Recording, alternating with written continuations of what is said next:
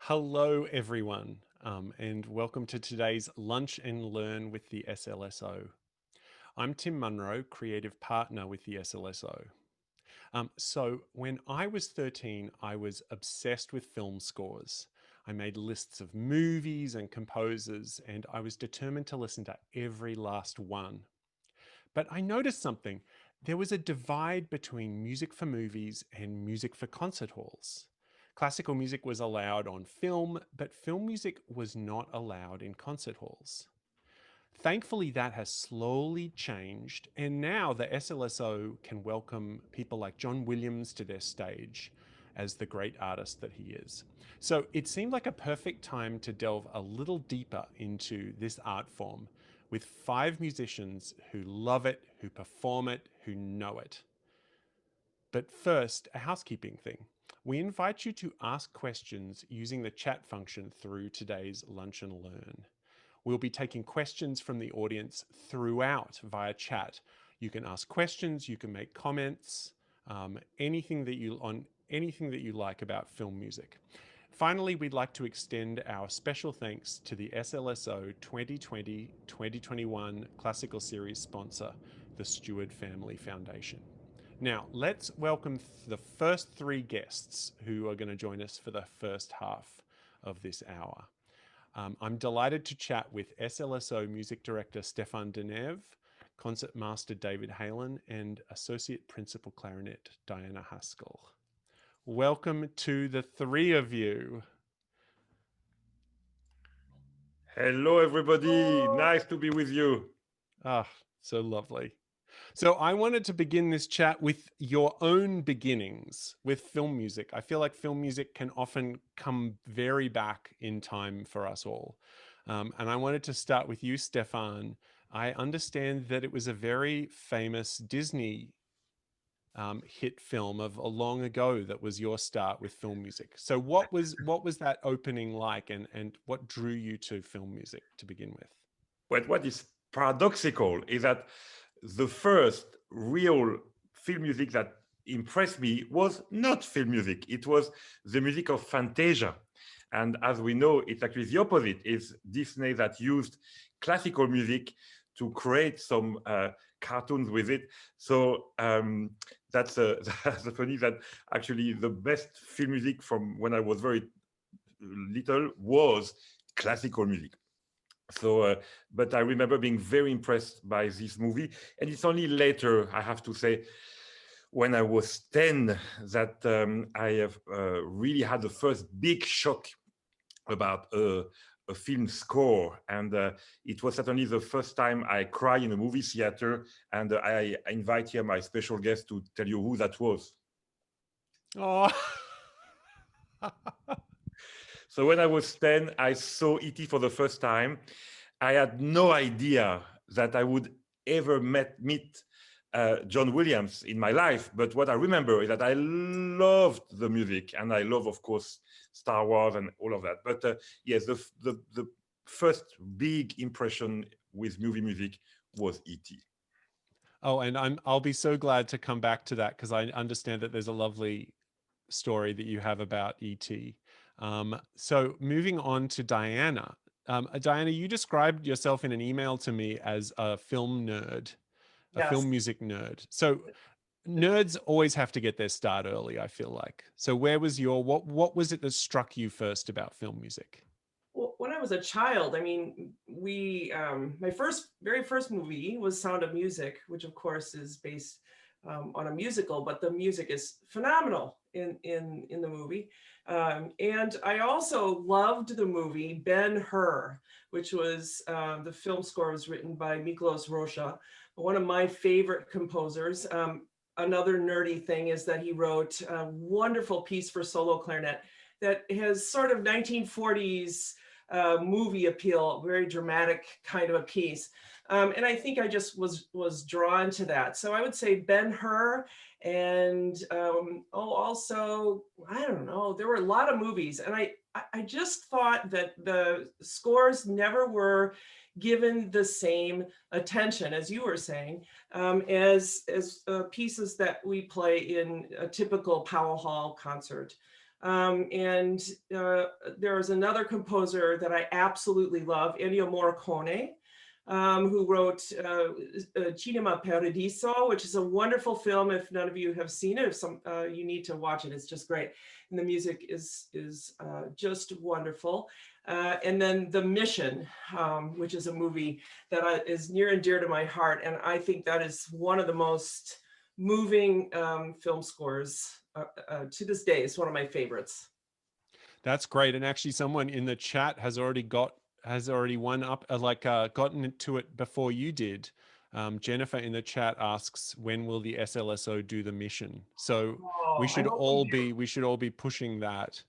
And another one about now. It's definitely our mission now. Indeed. So David, we're going to move on to you. What is your what's your history with film music, and what draws you to this art form?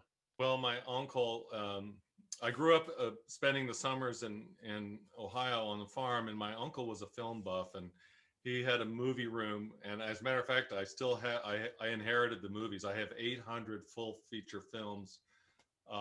They're all in storage. And in Canada, like on film. Yeah, reel to reel, giant reel to reels, and I have the projector, I have the screen, I have everything. But unfortunately, it's a lot of work to put those things on, even though they look amazing. But I grew up with this, not only the film, and it was analog film and a giant screen, but also he had Altec Voice of the Theaters. I still have them actually, and they're giant theater speakers from a movie theater. And I just remember the first time I really started to discover soundtrack was when we heard we watched the movie Laura from, I don't forget, it's from 1940s, with the composer, I think, is Daniel Raxon. And there were just so many there was such an importance of film music at the time, you know, and these films were still mostly black and white. And the music just brought them to life so much more.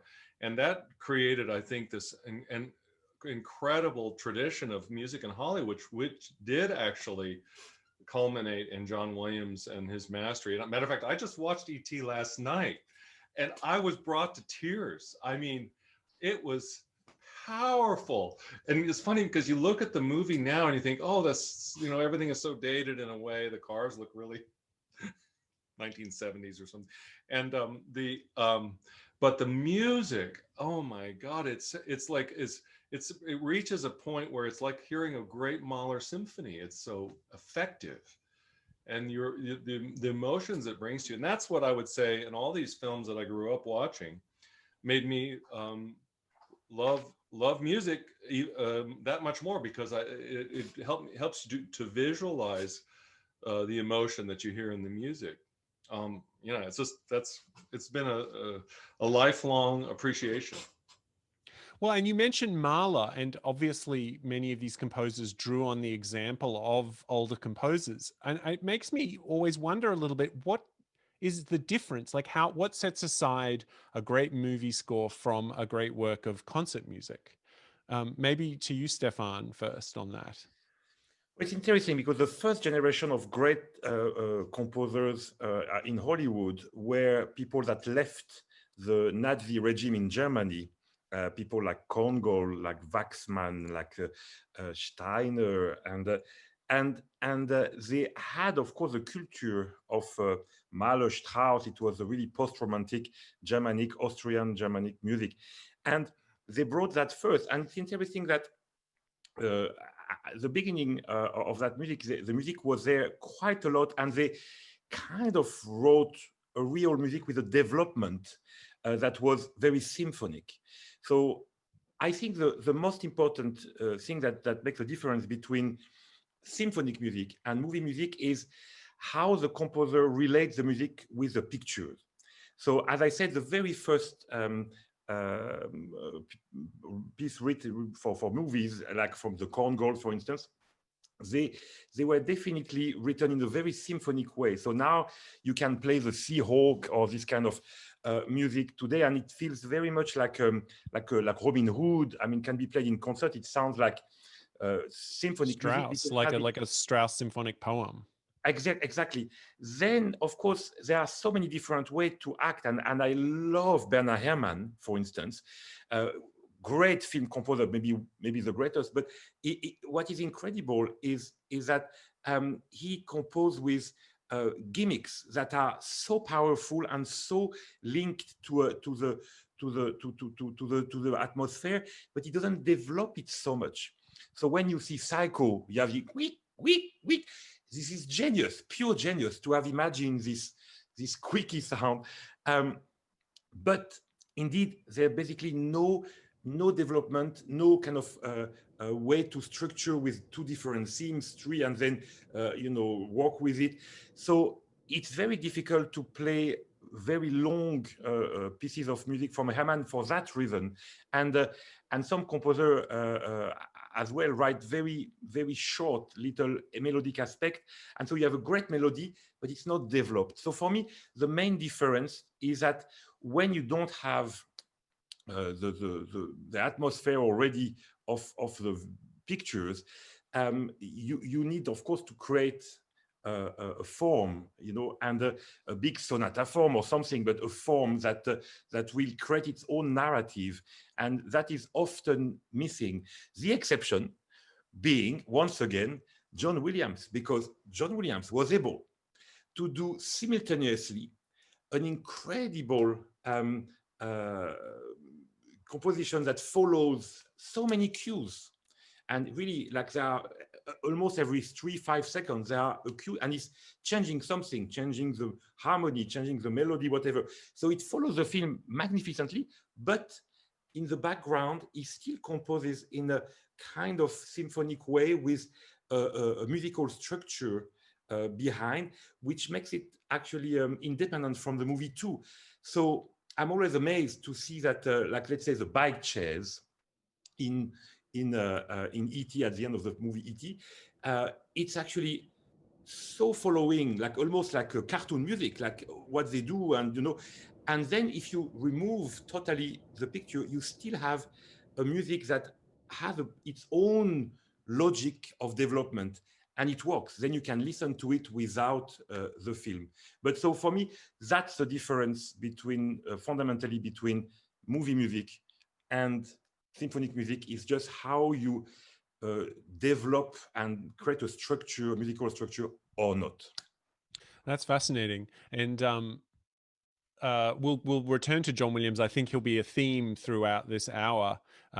Two people in the chat separately earlier on were talking about how much they admired Bernard Herrmann, and I'm glad you were able to touch on that, the kind of genius of finding the true, perfect music to match a moment. Maybe to you, David, about how is it different to play a film score? Like, even how is it different to play a John Williams film score, for instance, than a Strauss tone poem? Or Well, that's well, it's I will say that John Williams is every bit as challenging, if not more. Actually, he writes at the very limits of especially in violins. I mean, like, I was listening to E.T. and I was thinking, gosh, those parts are written up so high. And so anytime you play high on the violin, it's very, very tricky to play in tune. But the honest truth is that to perform the movie scores with the movie, somehow some of the burden of responsibility seems lifted, and I don't know why that is, except for the fact that I think that the audience sees this visual element, and we're adding to that, but the focus is not quite as directly on the absolute execution. So you feel like that you're creating the atmosphere and the mood, but you're not the absolute focus of everyone's attention.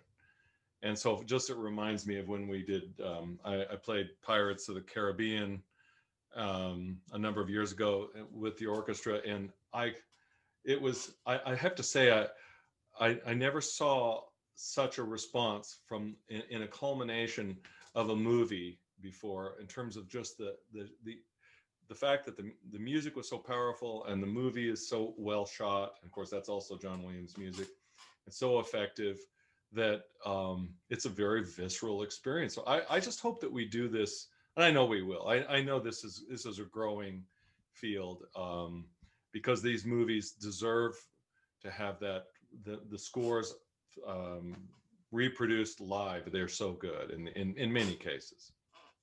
Yeah, and it really does seem like everyone respects and understands and takes them seriously as great art forms. Actually, earlier in the chat, I noticed someone mentioning that apparently Ennio Morricone only permitted his music to be played on concert stages, like as a concert performances.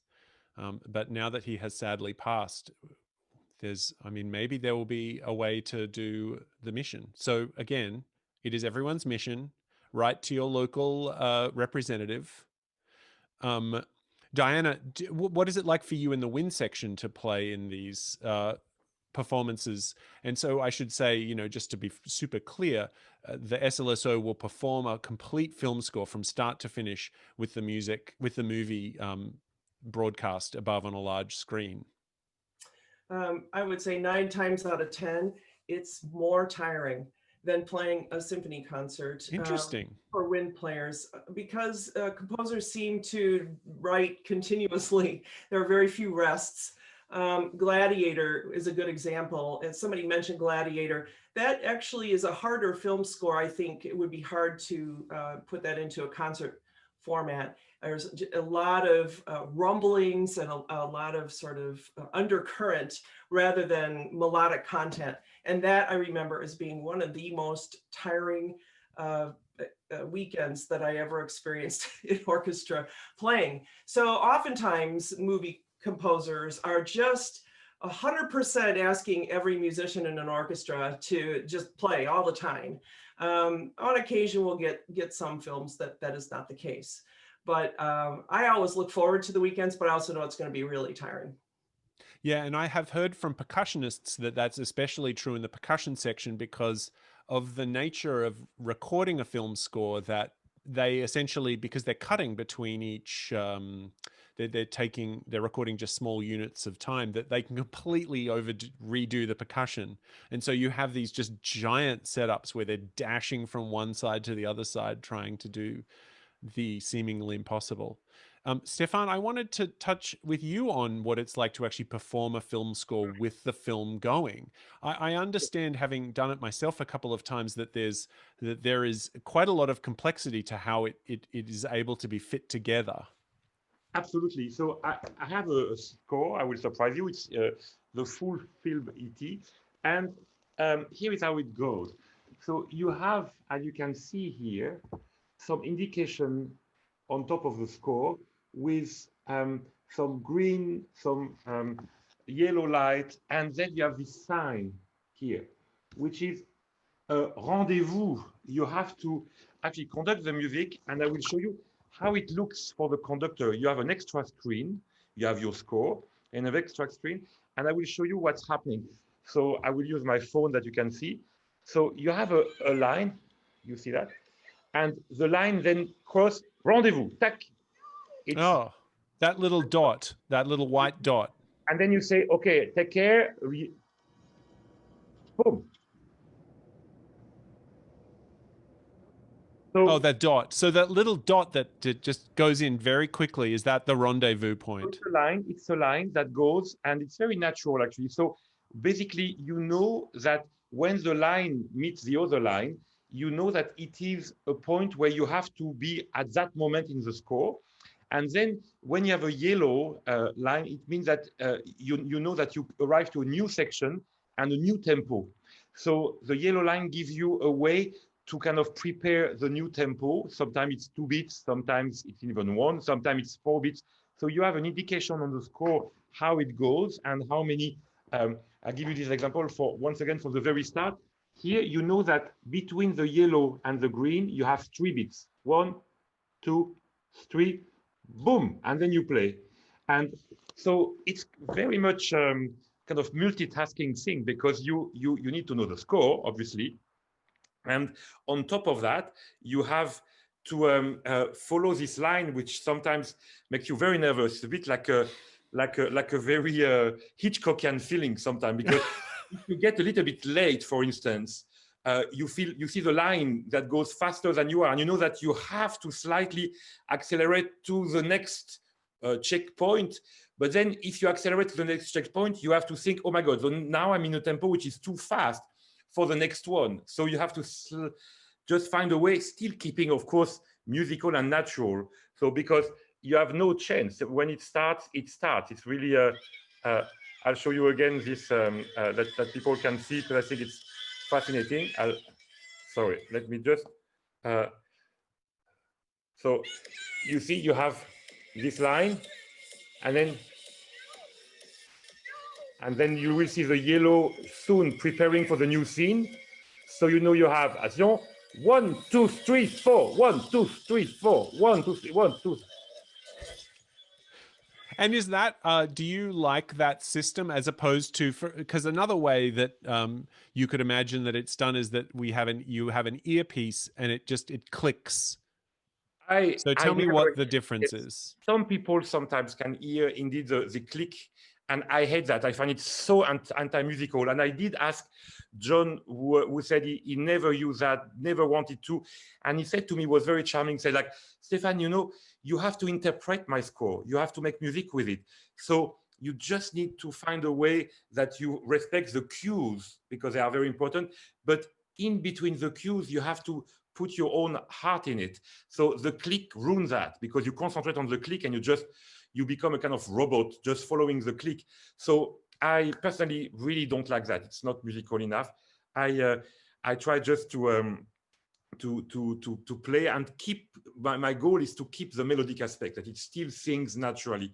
But I had a very difficult experience once.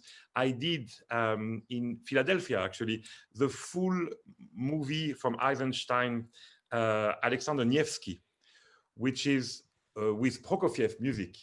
And in that case, there was no system with a streamer with this line, and it was just a matter of timing. So on my score, I had that I should be at, let's say, 3 minutes 22 at that bar, and then a bit later I should be at 4 minutes 25, and I had a big clock, and so I was conducting and trying to see, you know, where I was to try to adjust, and it was horrible because the clock was moving, of course, totally independently from any tempo, because the streamer moves at a different. I mean, so it was actually very, very, very, very difficult. That was very, very scary to put together. But that's the thing. I like the comparison with Hitchcock. There should be more of these that are done with Hitchcock. It would be perfect match. Diana and David, how does that affect your experience playing it? Because I imagine then there's some speeding up and slowing down. What's the kind of technical aspect like? Well, I will say that I learned the Munchkins have no rhythm at all when we did the Wizard of Oz. We could never find their pulse. They would speed up, and I guess it was a problem, and it certainly was difficult for us when we played that. It just keeps me on my toes all the time, which I love. I love to have to focus so intently for such a long period of time. That appeals to me, and so we have to just be ready for whatever comes. You know, for us, oftentimes we're, you know, Stéphane talks about the click being unmusical, and it does reduce because you end up it's like you're playing with metronome. It's the focus becomes all about that, arriving with the click. Now, I will say this, sometimes when we do a click track, some musicians use the click and others don't. And one thing that I found kind of helpful was if the percussion used the click track, and we didn't, it actually kind of worked, because if the people in the back of the orchestra are on the click, it just locks into place, and it's exactly in the right place. And I'm not saying that percussion players are unmusical, but there is a more rhythmic element to that, to what they do, because there's a definite articulation that happens. So what I really liked was doing when we had the percussion on a click and we weren't.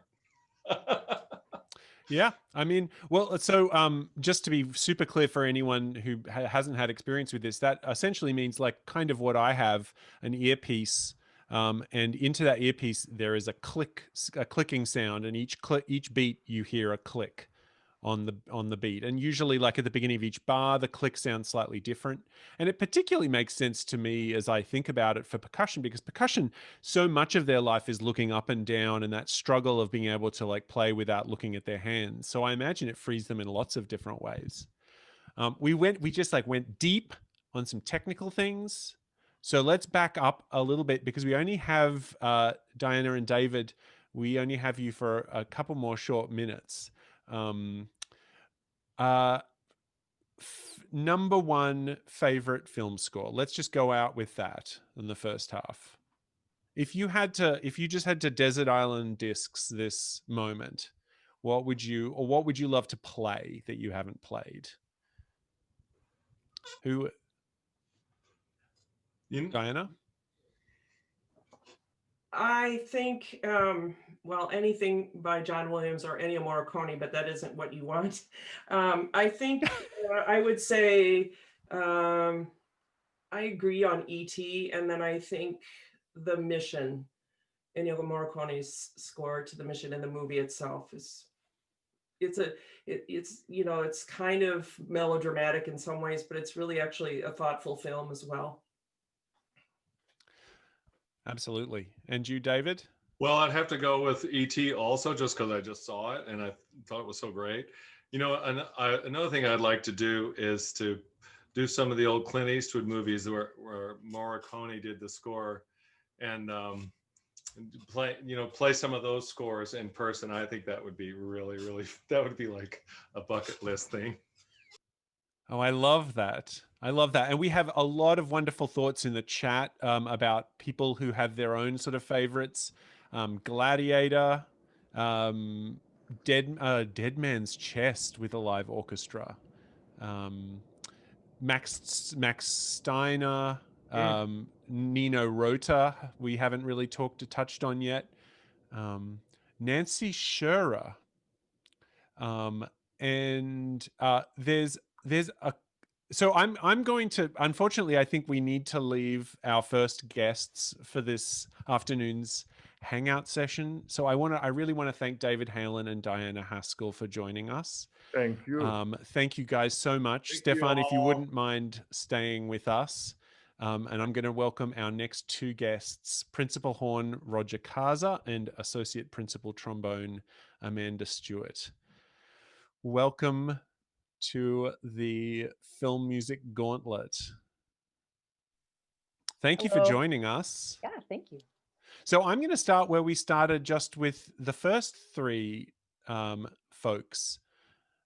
Amanda, where did I gather that from an email that you sent me that Jurassic Park had a special place in your heart to be when you were quite young? Was that a kind of early experience, and what was that? Can you talk a bit about that experience? Yeah, sure. So I remember the theater. I think with that film, the film in general, it was probably the first film I had a really intense visceral reaction to because of basically the terror of the film. I was 11, and seeing kids being chased by dinosaurs was pretty terrifying Right. for me. It was a very particular personal experience. Right. And the music though, especially the opening melody, basically that John Williams wrote, the trumpet solo, that melody, it stuck with me.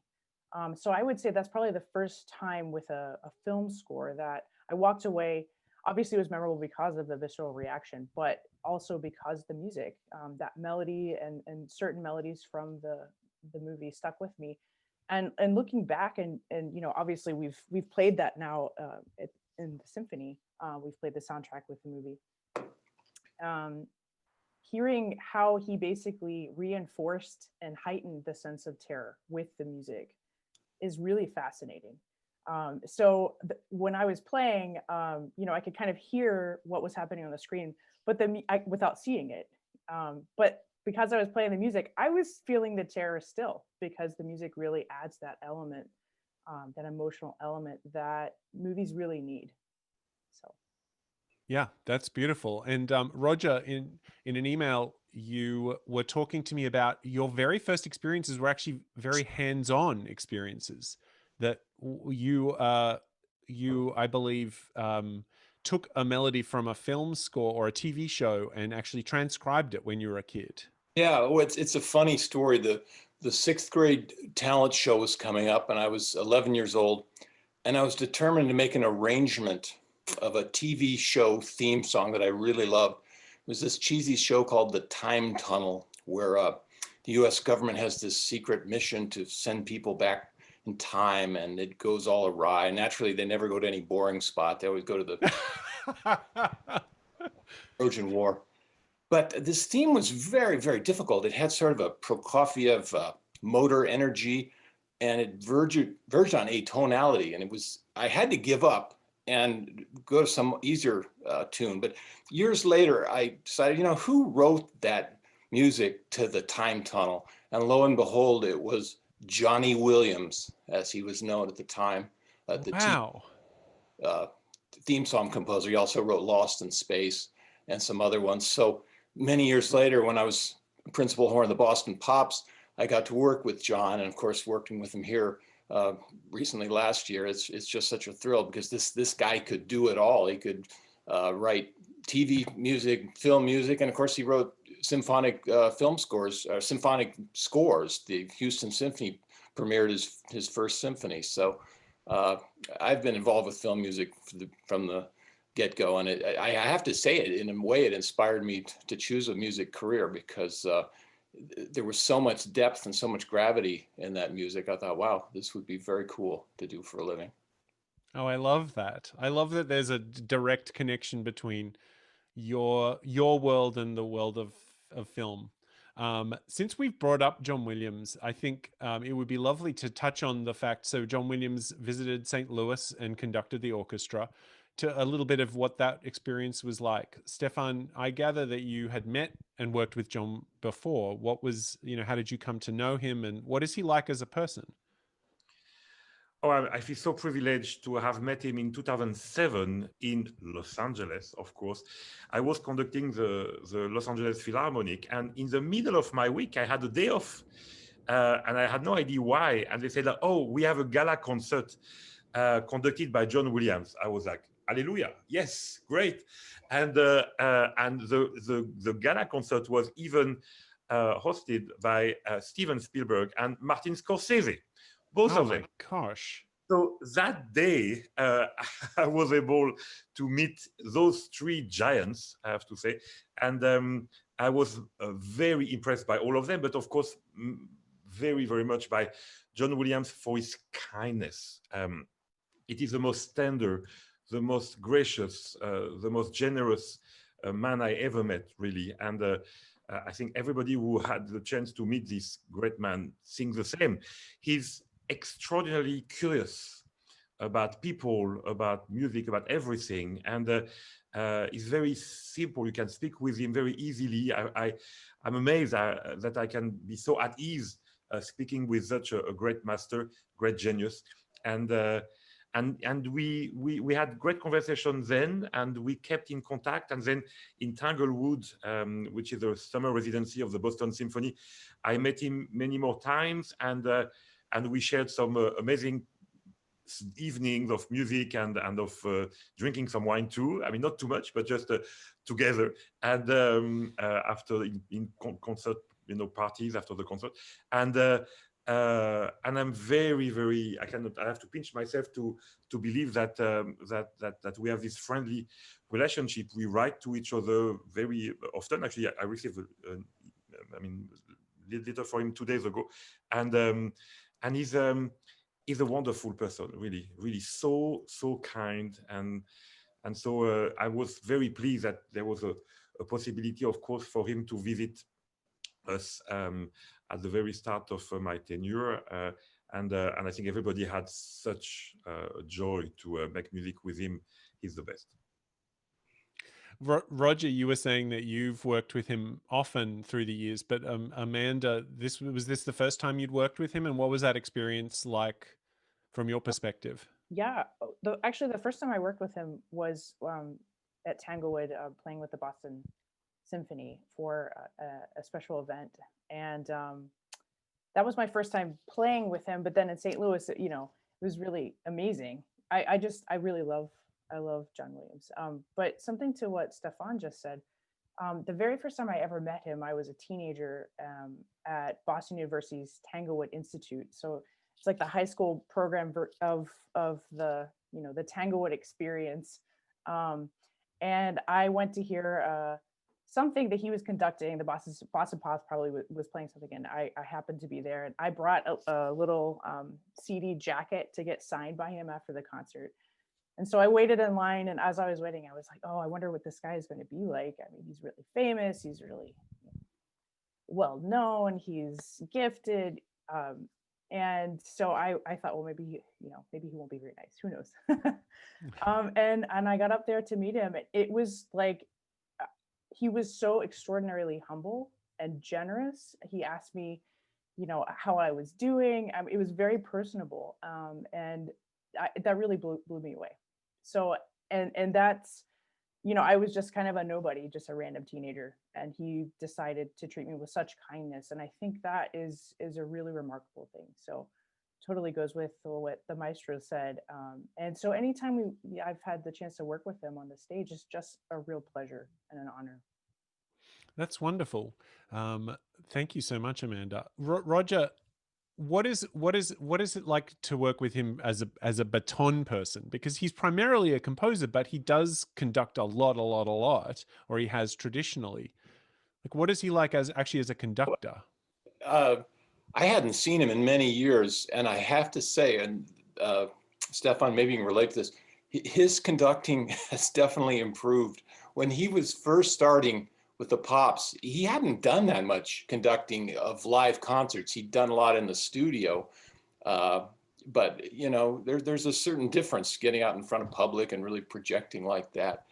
And his technique was always fine, but he's really expanded it over the years. Rehearsals were always conducted in a completely professional, non-threatening manner. I remember one time I had a little accident in one of the TV shows they were doing, and he came up to me the next day and he goes, oh, we're going to do that whole concert again, so don't worry about that. He was just incredibly connecting on a human level, you know, knowing we're all in this together and we're all, you know, putting out our best, but it doesn't always go exactly the way we want. So just a terrific musician that way.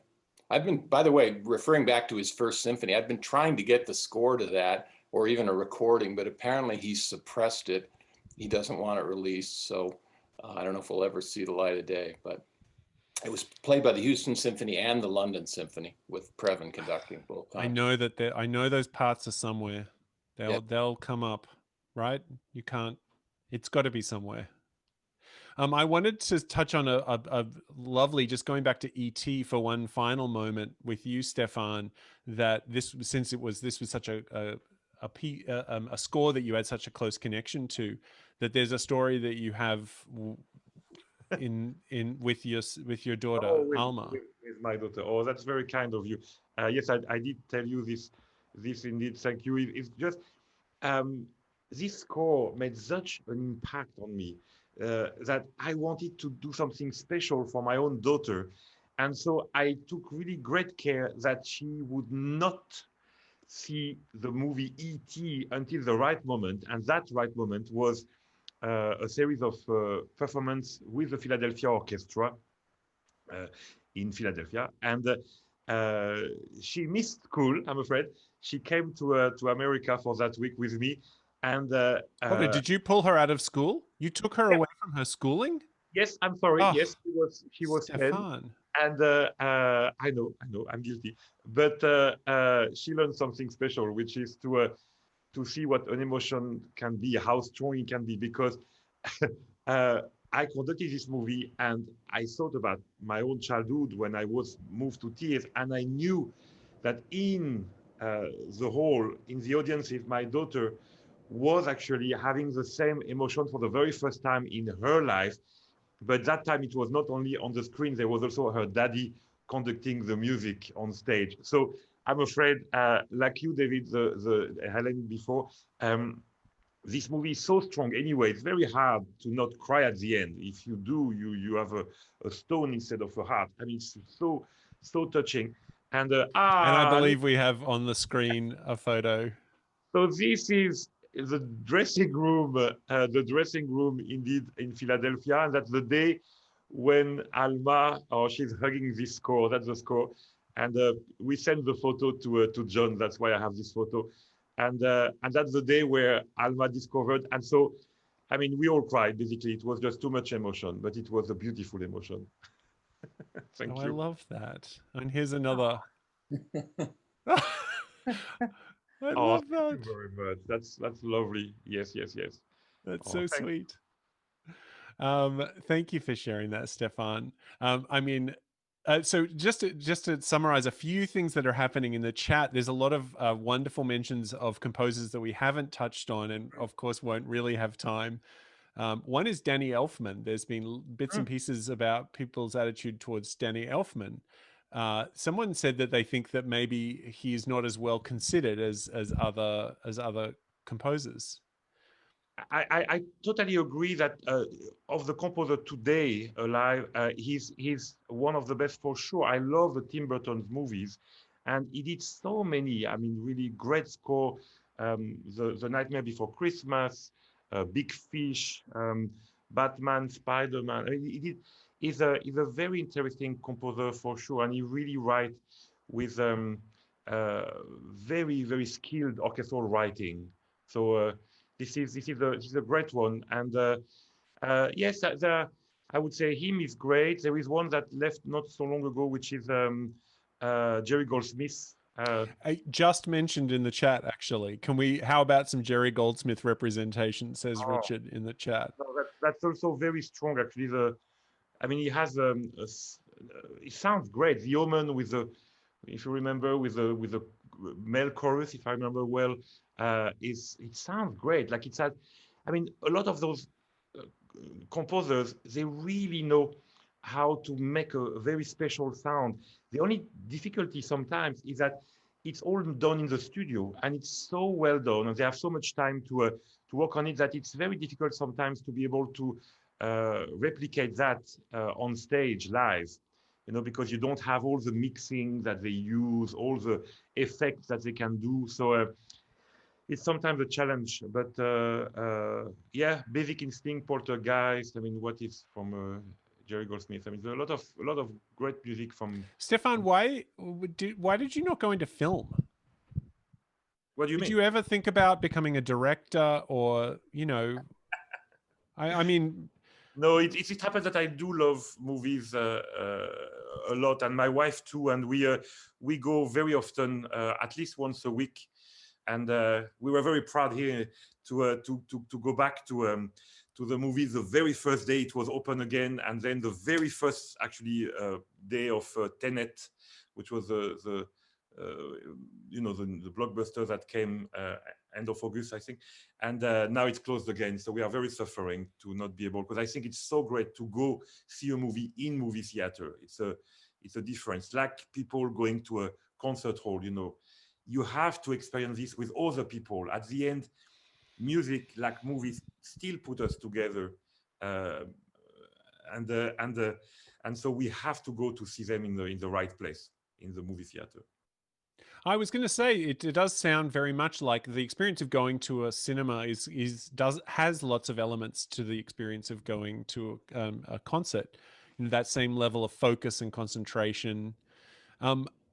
Roger and Amanda, I wanted to make sure we touched on a topic that we began talking about before you came onto the chat, and that is about what it's like to perform this music live in concert, and specific to your own instruments. I don't know. I think about these film scores often, a John Williams score, or one of the old-fashioned scores, to have just like giant brass presence. What is it like to play those in live and in concert? Maybe Amanda, you first. Sure. Well, depending on the movie, it can be extremely exhausting. You know, the pieces when when these soundtracks are recorded, Stéphane was just mentioning it. It's you have a lot of time. You do just one segment at a time. I've had the chance to only record one thing for a soundtrack. It was in Seattle for a movie I've never seen called Resident Evil: The Final Chapter. So I'm on the soundtrack for some length of time, but we just did, you know, one little segment at a time, and then you maybe repeated it, and then you moved on to some other segment, and so it's not very taxing in that way. And that there are all these breaks that you have. But when we're playing something, usually by John Williams, Gladiator was also the same way. Diana mentioned that. We're playing the entire time, and it's very much, it feels like kind of a Mahler symphony that's even longer, and you're just playing the whole time. So yeah, it's taxing on our faces. I'm sure Roger feels the same way in that way. Yeah, some of these scores are so taxing. We actually have to hire an extra horn player to help us out, especially some of the John Williams ones. But I remember Pirates of the Caribbean, the Hans Zimmer score was also very taxing. I tell you, for me, the frustration is, although I've usually seen these movies, I can't always remember exactly what's going on. And the brass, unlike the strings, are behind the screen, so we can't see anything. So don't tell anyone in management this, but I've been known to take a small... No one's listening, don't worry. I'll download the movie and I will sync it up so we can watch what's going on, because sometimes you'll have 5 or 10 minutes between your playing excerpts, and you know, it helps to know. And if that isn't the case, if I can't do that, I'll rent the movie or download or whatever, go home and watch it afterwards, because it's very frustrating to kind of sense maybe what you think you're doing, but you're not quite sure. One of the most amazing experiences I had with films, we did it, I can't remember if it was here or somewhere else. We did the score to The Matrix, that classic 90s movie. And this score is absolutely atonal. It could have been written by Stockhausen. It is so out there. And I thought, no one's going to pay money for this. This is, you know, we would have trouble selling a 10-minute piece, with this kind of musical language, and we're having a 2-hour thing.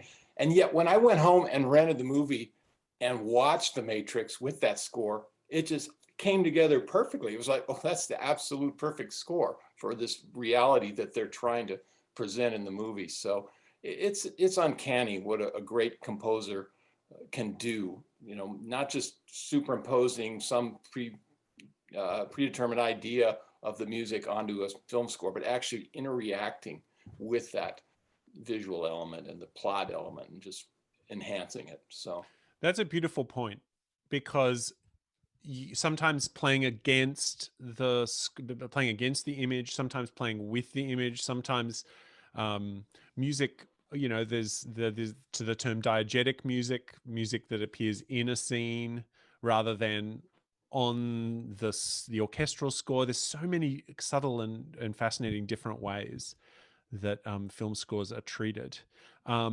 There's a question in the chat, Stéphane, for you. Have you ever considered a silent film festival or a series of silent film film concerts? Well, the fact is, this is of course another culture, the whole silent film.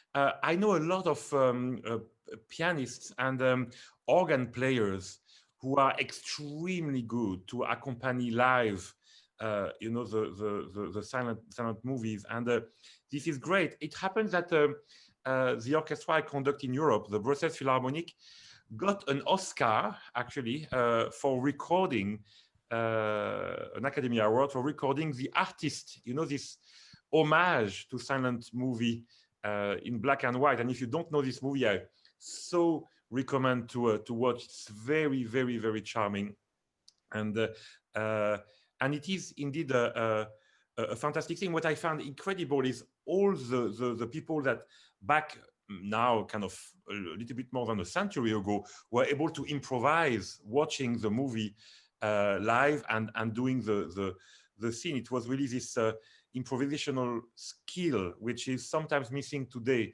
But the problem is you cannot improvise with a full orchestra, obviously.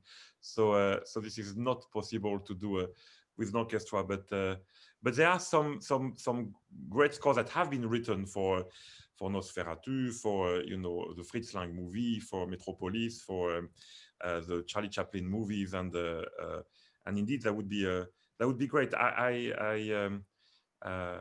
The Chaplin movie actually are very impressive. They are really very nice music, and sometimes from him, of course, his own music. That's quite a talent, I have to say.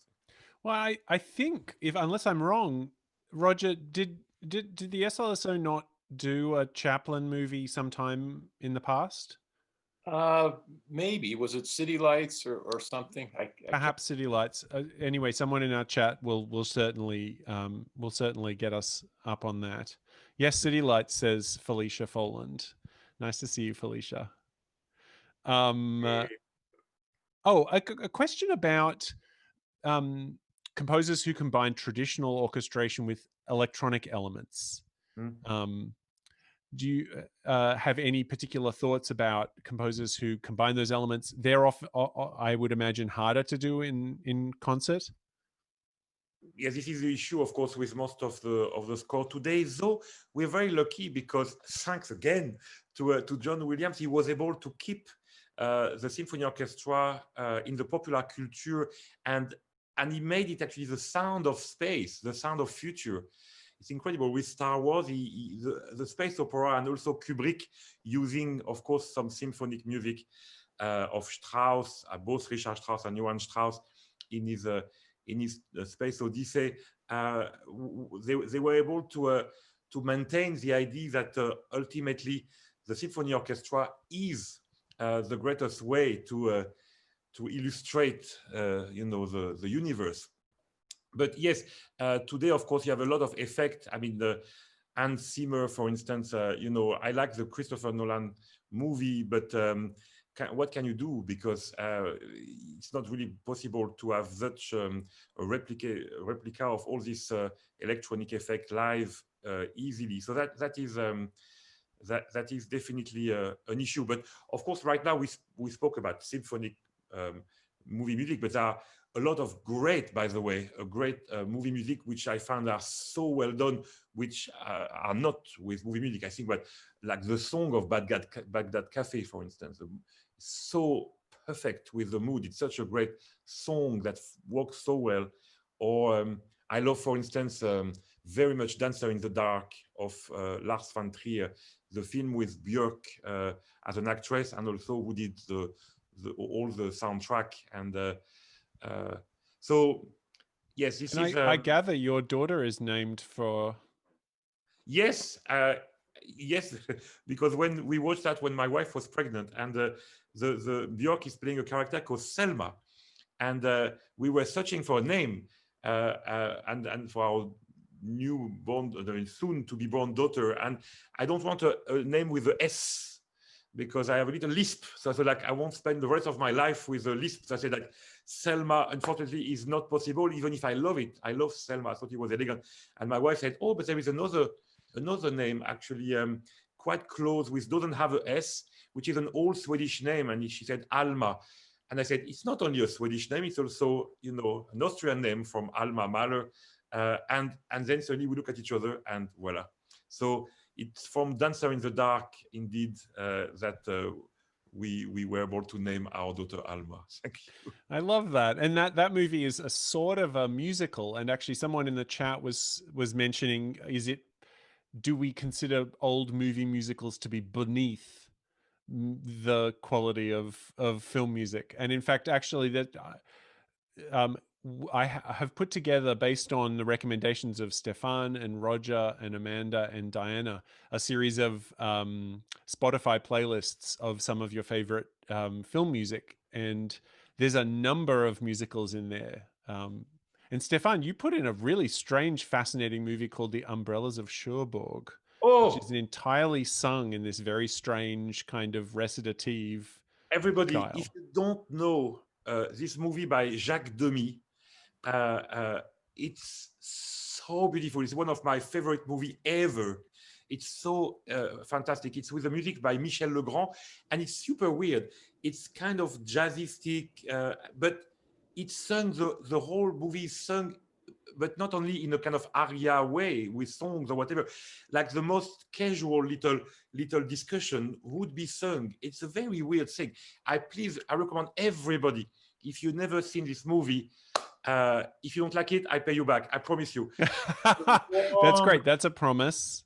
The Umbrella of Cherbourg, Les Parapluies de And Cherbourg. it's also one of the most beautiful movies I think maybe I've ever seen. Just like the visuals are crazy.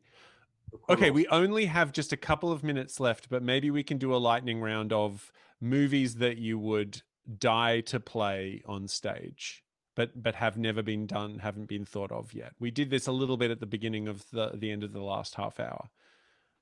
Amanda, Roger, Stéphane. Okay, I'll chime in here. We've done North by Northwest. We've done Psycho, but my favorite Bernard Herrmann film score is actually the one for Vertigo. It is so and so full of angst and these half diminished chords that never resolve. It's just an absolutely beautiful score to do that. Roger, you stole my answer. Great. Sorry. We're in totally agreement. Agree so much. I admire you so much, Roger. So I'm not surprised that our tastes are very, very near. Vertigo,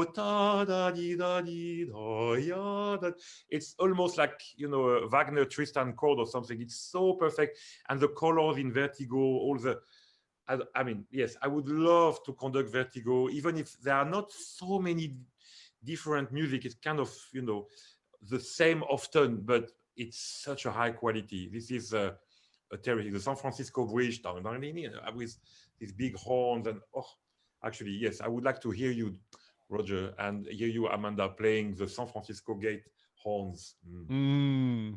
Amanda, what about you? Gosh, I don't know if I have one that comes to mind. I saw on your list Blade Runner 2049, which was a score I didn't know. Right. And yeah, I mean, I feel like there's some elements of electronic music in that as well. I found that really profound because the piece is so monochromatic, or the movie can be so much. It feels like a slowly turning kaleidoscope in how they do the coloration of the cinematography. And I thought the music really fit well to that, capturing that idea. It would be interesting to play as an orchestra. I don't know if I've thought of what that would be like. I've never actually right, like you could if you made an arrangement for acoustic instruments of this electronic score. That would be interesting. Well, I'm very sad to say that our time is up. These hours always go by so fast. It's been so fabulous to spend time with you all today and to get all of the wonderful comments and questions in the chat. We want to thank our guests for joining us: Stéphane Denève, David Halen, Roger Kaza, Diana Haskell, and Amanda Stewart. We want to thank the Stewart Family Foundation and all those who support the SLSO. Thanks for joining in, all of you in the chat. We'd like to invite you to continue to engage with the SLSO online through social media, YouTube, and slsostories.org. And I just found out that slsostories.org is where those playlists of our panelists will be available probably tomorrow. We hope everyone will mark their calendars for the next Lunch and Learn on Wednesday, January 20th at 5 p.m. Check your email in the next week or two for an invitation with details. So, your favorite movie, Tim? Your favorite movie score? Oh my gosh! See, Psycho is taken. Oh no. You know what? There's a very strange movie by Peter Greenaway called The Cook, the Thief, His Wife, and Her Lover, with this wild, raw, rough movie score by Michael Nyman. Done. So all of you, thank you, Diana, again. And we're going to do the Zoom thing and wave awkwardly. Thank you all. Thank you, everybody. Bye.